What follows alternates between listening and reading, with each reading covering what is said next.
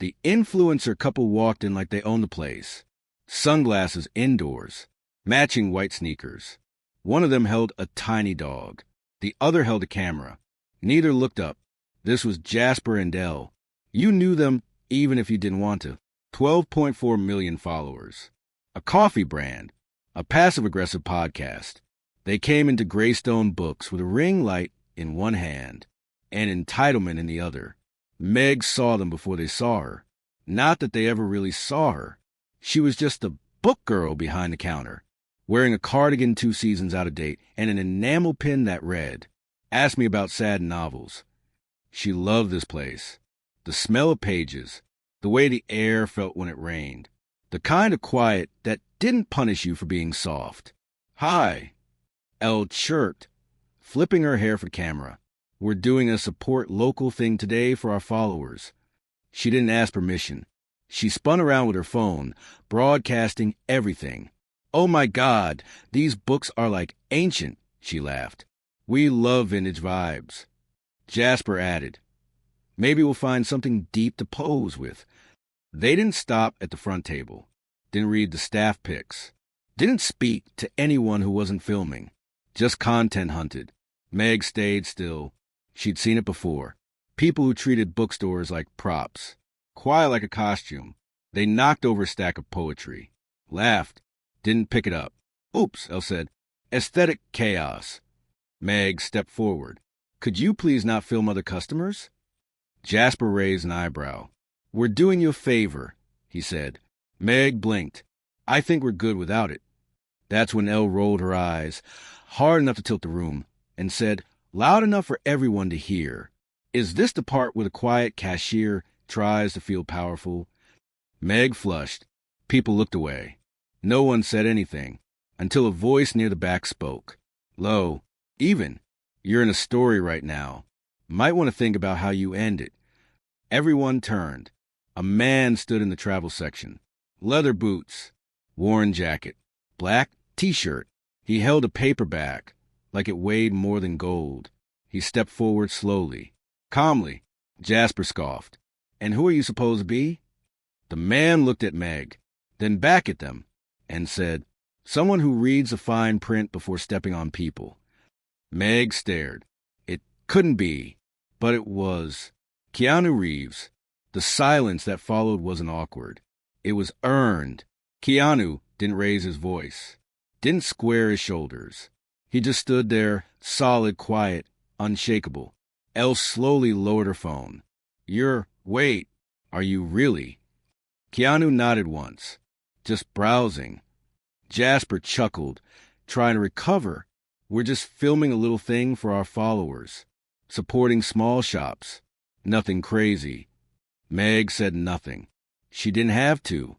Keanu turned slightly, looking around the shop, then said, "Supporting something means holding it up, not using it for weight." Elle opened her mouth to clap back, but nothing came out. Keanu stepped past them, kneeled down beside the fallen poetry books, started stacking them gently, one hand on the cover, one breath between each. The room watched. He didn't perform it. He meant it. Meg moved to help him. He smiled softly.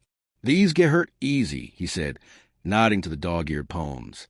"People treat words like they owe them something." Meg replied, "Some people treat silence like it's weakness." Keanu looked at her. "No, silence is precision." Elle grabbed Jasper's arm. "Let's go," she whispered, her voice suddenly very small. "We'll find a place with better lighting." They left without buying anything. No apology. No tip.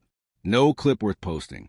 When the door shut behind them, a breath seemed to move through the store, like something had been unknotted. Meg looked at Keanu. "Thanks."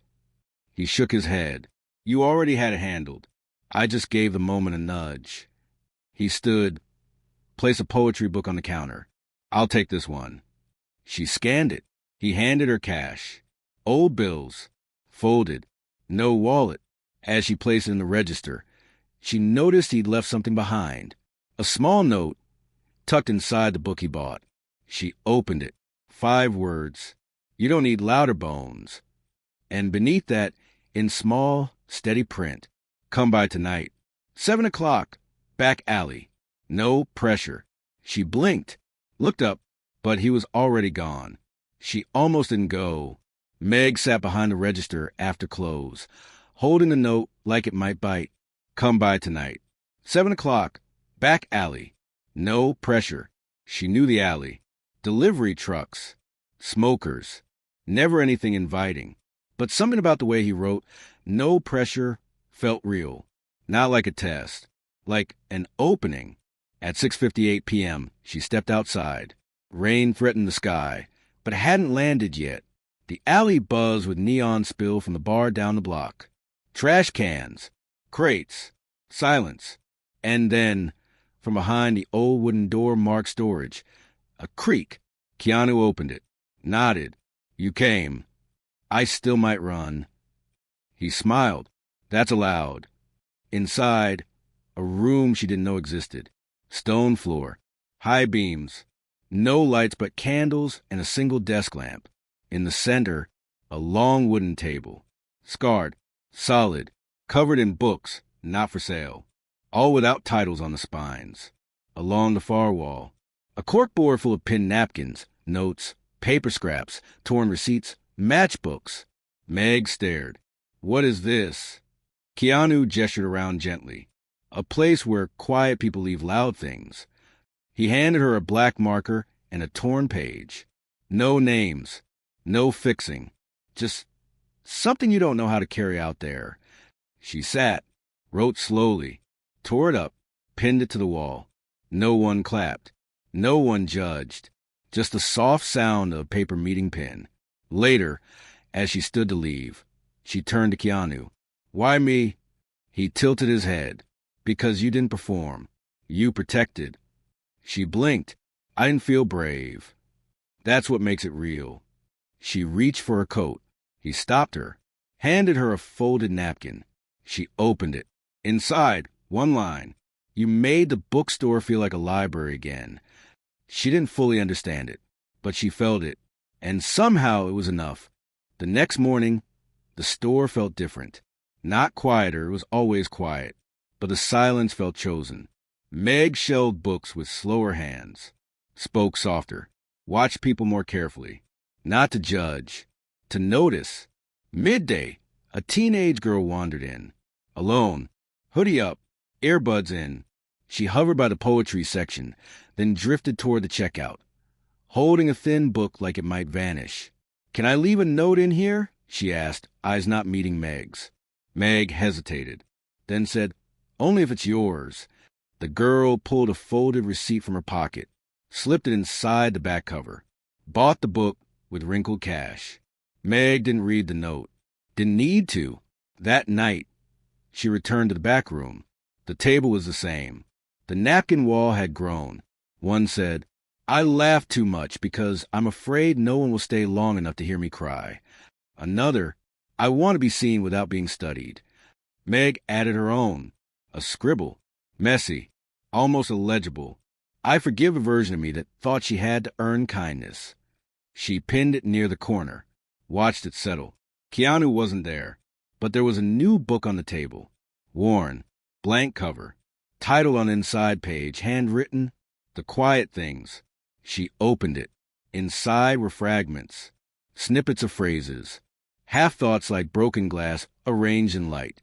I don't want to be famous. I want to be felt.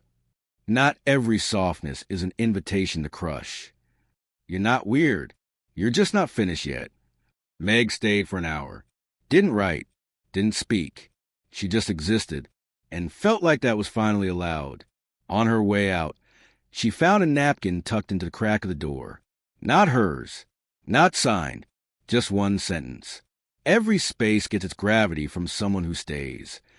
She didn't know who left it, but she knew what it meant. And that night, she slept without clenching her jaw for the first time in months.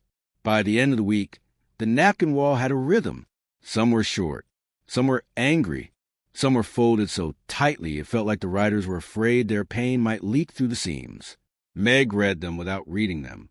She didn't memorize words. She memorized weight. One said, I miss who I was before I got tired of being the good one. Another, He didn't hit me, but he rearranged me. She pinned them with care, not like artifacts, like proof. Then, Friday afternoon, Jasper and Elle returned. No camera, no dog, just sunglasses and tension. They browsed quietly, slower this time. Didn't knock anything over. Didn't laugh loudly. Elle approached the counter, holding a novel by a queer author they probably mocked a year ago. Meg rang it up. Elle hesitated, then whispered, "We lost a brand deal." Meg looked up. Elle's eyes were red around the edges. Meg said nothing, just handed her the book. Elle paused again, then pulled something from her purse. A small white napkin, creased like it had been opened and closed 100 times. She placed it on the counter. No words on it, just a tiny sticker in the middle. A single open eye. Then she turned and left. That night, Meg returned to the back room. Keanu was there, sitting cross-legged on the floor, flipping through the quiet things. She sat across from him. "I thought you vanished. I show up where silence does." She chuckled. That sounds like something off a t-shirt. He looked up, smiling. It'd be a good one. She handed him Elle's napkin. He turned it in his hands. Didn't judge. Didn't comment. Just pinned it to the wall. Then said, "Some people arrive through fire. Some through failure. Some through finally letting go of the performance." Meg exhaled. "I still don't know what this room is." He replied, "It's a place where softness doesn't have to ask for forgiveness." As she stood to leave, Keanu passed her a folded piece of parchment. Inside, "You're not the main character. You're the room the story happens in." She closed it slowly, and realized she was okay with that. Saturday was storm-heavy. Sky like lead. Rain threatening all day, but never falling. Inside Greystone Books, the quiet stretched long and slow, like a hell breath. Meg shelved slowly, kept glancing at the corner where the travel section met the poetry wall, the spot where he had first stood. Keanu hadn't returned in days, but his presence remained, like a coat someone forgot to take with them. That afternoon, a boy came in, 12, maybe 13. Hair too long, hoodie too big. He didn't browse, just walked straight to the counter and asked, "Is the room open?" Meg blinked, nodded slowly. He pulled a notepad from his backpack, held it out with both hands. "I think this belongs there." She took it gently, didn't open it, just said, "It will be safe." The boy nodded and left. She brought it to the room that evening, pinned the whole notepad to the wall with a clothespin. Didn't read it, but on the back cover, in pencil, "I needed a drawer for my rage. Thanks for building one." Later, Paolo from the bakery next door dropped by. He brought 2 croissants, no explanation, just looked around and whispered, "This place feels like an apology I've been waiting for." Meg smiled, handed him a napkin and a marker. He didn't write, just folded the napkin 4 times and placed it under a copy of The Quiet Things. When she opened it later, it said, "I wasn't overreacting. I was just unheard." That night, Keanu returned. No greeting. He just sat beside the table and asked, "How are the walls holding up?" Meg smiled. "They're listening better than most people I know." He nodded, then reached into his coat and pulled out a small wooden box, set it on the table, said nothing. Meg opened it. Inside, old film negatives. Dozens of them. Portraits, hands, books, cracks in sidewalks. Keanu said, "These are the photos that never got printed." She looked at him. "They're beautiful," he replied, "because they weren't meant to be seen. They were meant to be kept." They sat in silence for a long time, and before he left, he added one of the negatives to the napkin wall, pinned it with no label, just memory. Meg lit the candle by the door, watched the soft flame reflect in the mirror above the bench, and whispered to the room, "You're not a secret anymore." Monday came with fog. Thick, slow, heavy, like the world wanted everyone to take the day off, or at least move quieter. The bookstore stayed empty until noon. Meg spent the morning rearranging staff picks. She placed the quiet things in the center of the table. Not for sale, just available. She wrote a sign next to it. Not everything on this table is meant to be bought. Some things are just here to be held. Customers read it. No one questioned it. Around 3 p.m., a woman came in holding a baby. Tired eyes, gentle hands. She wandered to the parenting shelf, but didn't stay there long. Instead, she found herself in front of the fiction wall, staring at nothing. Meg approached. "You looking for something?" The woman blinked like she forgot where she was, then said softly, "I just wanted to remember what kind of person I used to be." Meg didn't answer with words. She handed her the quiet things. The woman held it like a sleeping animal. Didn't cry, but something in her shoulders melted. That night, Meg opened the door to the back room and found a pair of ballet shoes on the table, scuffed, tied together by the laces, a napkin pinned between them. It read, "She was never graceful, but she never stopped moving." She left them there, didn't shift a thing. The room had started curating itself. Keanu arrived just after sunset. He didn't speak at first, just picked up a napkin from the wall and read it aloud. "I never learned how to scream, so I became the person who lets others do it." He folded it, placed it in a small envelope. "Some things," he said, "deserve to be kept twice." Meg nodded, then asked, "What happens if I leave?" He looked at her. "Will you?" She hesitated, then whispered, "I don't know." Keanu replied, "Then don't leave. Just arrive somewhere else." He handed her a tiny book, blank inside, cover made of worn leather. She opened it. On the inside cover, a sentence written in silver ink. "Start the new room when you're ready." She didn't ask what it meant, because in her heart, she already knew. One day, this space would outgrow her, or she would outgrow it, and that would be okay. That week, she started seeing napkins in strange places, tucked into bike baskets, folded between cafe menus. One taped to the back of a street sign that read, "You are not invisible. You just haven't been reflected yet." It was spreading, not viral, organic. No hashtags, no fame, just echo. At Greystone, people asked about the book that listens. Some left tips next to it. Others brought their own pages. One man donated a menu with his childhood name scribbled on the back. "It's the first time I've written it down without shame," he whispered. Meg added it to the wall, between a hand-drawn sun and a napkin that said, "I still feel guilty for things I did to survive." She found a new box waiting on the bench one evening. Inside, an audio cassette. Label, for when the lights go out and the voices get loud. No name, no instructions. She didn't play it. She didn't need to. She knew it was for someone else. Someone who hadn't arrived yet. Keanu stopped by only briefly. No jacket this time. He looked lighter, not happier, unburdened. He walked to the wall, pinned a napkin with only one line. "The room doesn't end when you leave. It follows the ones who needed it." Then turned to Meg. "It's time for someone new to open the door." She blinked. "I thought I already did." He smiled. "You held it. Now you hand them the key." That night, Paolo came in alone. Looked nervous, but ready. Meg met him at the table. He sat, placed a journal down, said nothing. Then, slowly, "I think I'd like to start showing people where to sit." She smiled. "That's what I did." Then they stopped needing to be told. Before she left, she tucked her name tag behind the old register drawer, placed a napkin on top. "If you're reading this, the place is already yours." She stepped outside. Rain was starting. The world smelled like wet pavement and beginnings. In her pocket, the blank leather book. She hadn't written in it yet, but she would, because the next room hadn't been built, and she was ready to start drawing the floor plan. She didn't go far, just elsewhere, a new neighborhood, a new job that didn't ask her to explain her softness. But every evening, she carried the blank leather book in her bag, and every evening she noticed things others didn't.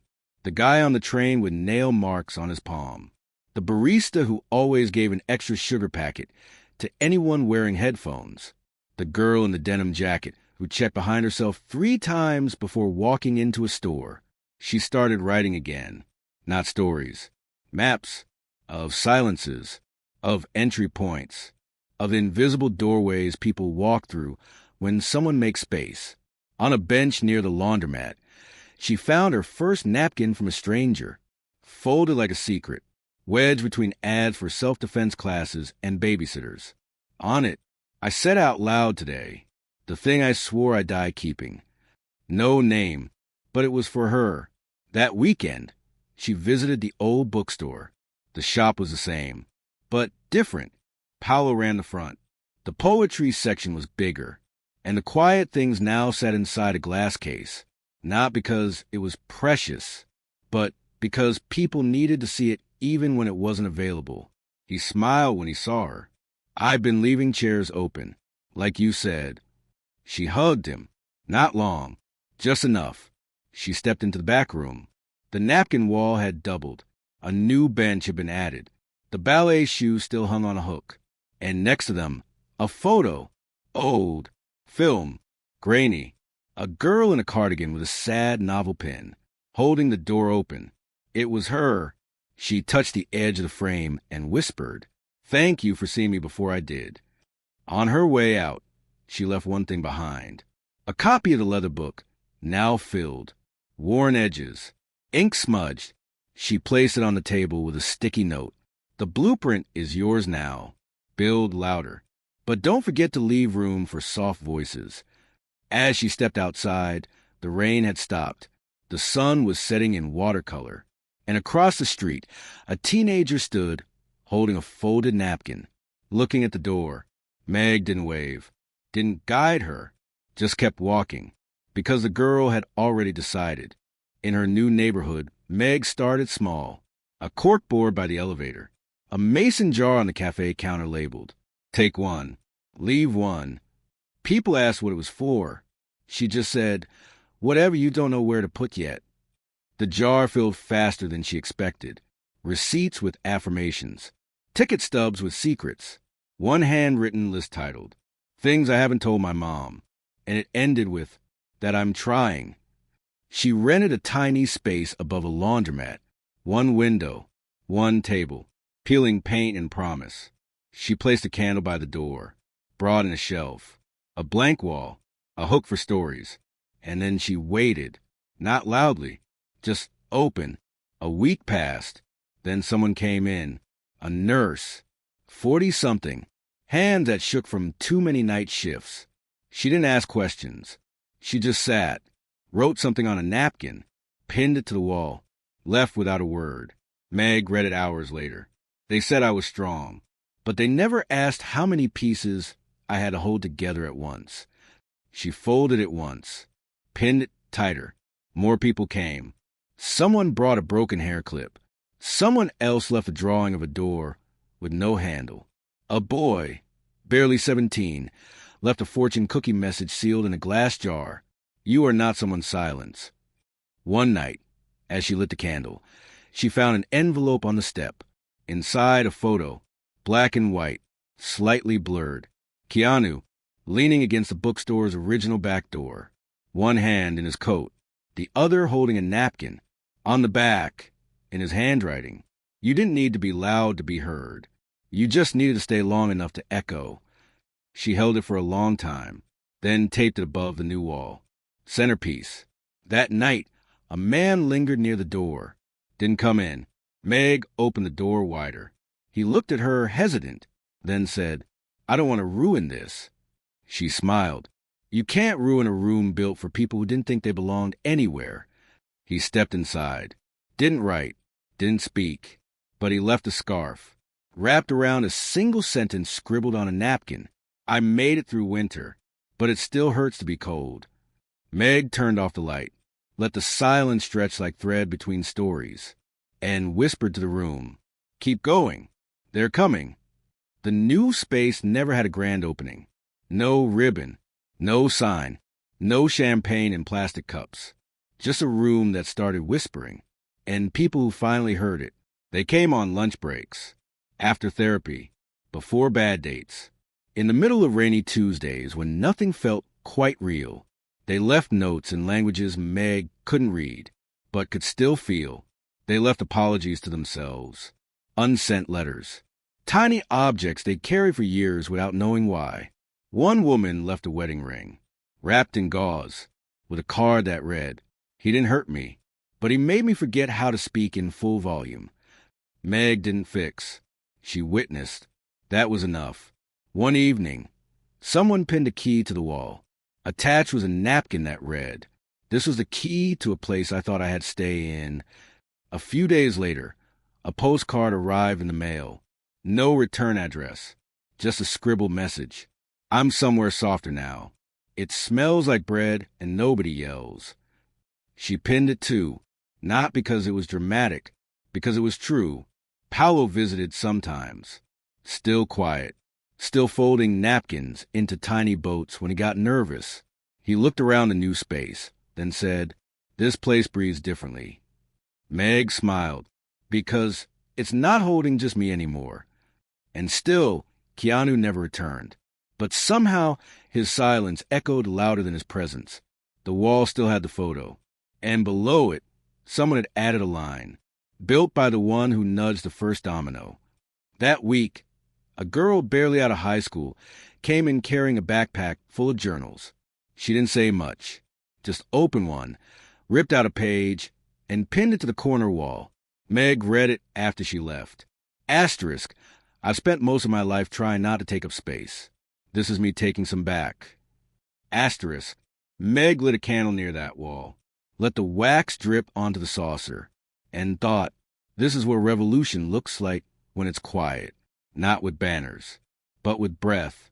She placed a new napkin beside the door, the first one she'd written in weeks. If you're waiting for permission, this is it. The room never filled. It never had to. It expanded in different ways. Not by volume, but by depth. The kind of place that made people whisper without realizing why, like they'd entered something sacred and fragile.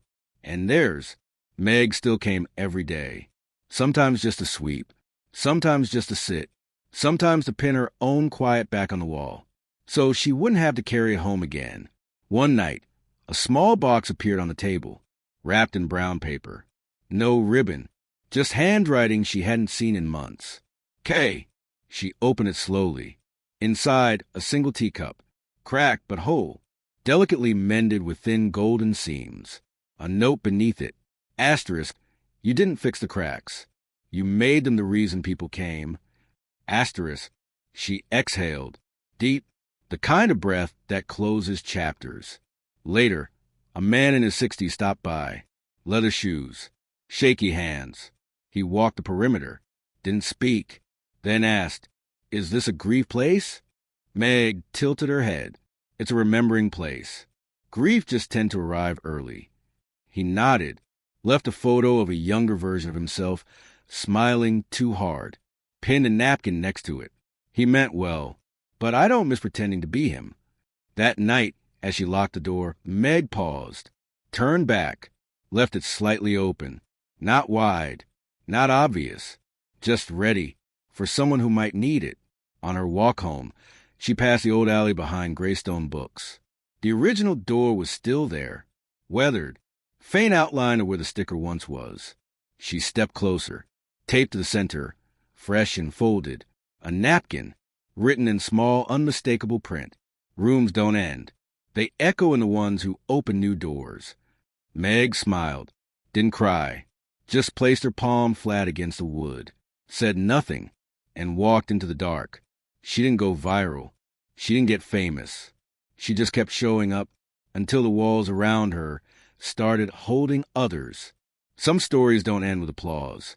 They end with open doors, cracked teacups, and a soft chair waiting for the next tired voice to sit down and say, "I think I'm ready now."